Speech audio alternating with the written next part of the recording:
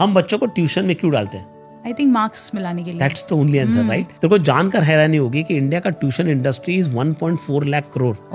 मतलब तूने इंडिया के सारे स्टेट्स अगर निकाले ना तो 50% स्टेट्स का एनुअल बजट से भी ये फिगर ज्यादा है. और ये करने के बाद में भी 3 इंपॉर्टेंट सवालों की जवाब हम लोग नहीं दे सकते. एक, इतना करने के बाद में एसर का रिपोर्ट आता है कि 8वीं कक्षा के 67% बच्चे 3rd स्टैंडर्ड का basic maths, basic English solve नहीं कर पा रहे. बायजूस का $22 बिलियन का इंडस्ट्री पूरा एक दिन में ठप हो जाता है. उसके कॉर्पोरेट गवर्नेंस इशू छोड़ दो, लेकिन जो वो पढ़ा रहे that entirely goes for a toss.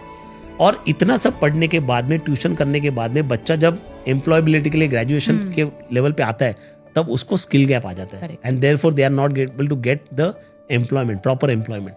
Now where is the problem? The problem is not कि हम लोग मेहनत नहीं कर रहे हैं. प्रॉब्लम हम लोग का है कि हम लोग गलत जगह पे मेहनत कर रहे हैं. देख, पहले जब ट्यूशन इंडस्ट्री होती थी ना, जब हम लोग छोटे थे, तो ट्यूशन क्यों होता था कि कोई सब्जेक्ट अगर बच्चे को नहीं समझ रहा है तो उसका रीइंफोर्समेंट होने के लिए, उसमें मदद होने के लिए ट्यूशन था. लेकिन धीरे धीरे ये ट्यूशन मार्क्स में कन्वर्ट हो गया. तो मार्क्स मिलने के लिए ट्यूशन चाहिए. तो जिसको 90% मार्क मिले उसको 95% चाहिए के लिए ट्यूशन चाहिए. जिसको 95 मिल रहा है उसको 98% के लिए ट्यूशन चाहिए. दूसरा चीज है कि ये ट्यूशन ने कहीं ना कहीं फोमो क्रिएट किया. ये डर पे इंडस्ट्री जीती है कि अगर मेरा बच्चा ट्यूशन में नहीं गया तो कुछ ना कुछ तो मिस कर रहा है. एंड तीसरा चीज, ये tuition which is even more dangerous, tuition is actually creating a learned helplessness, जिसको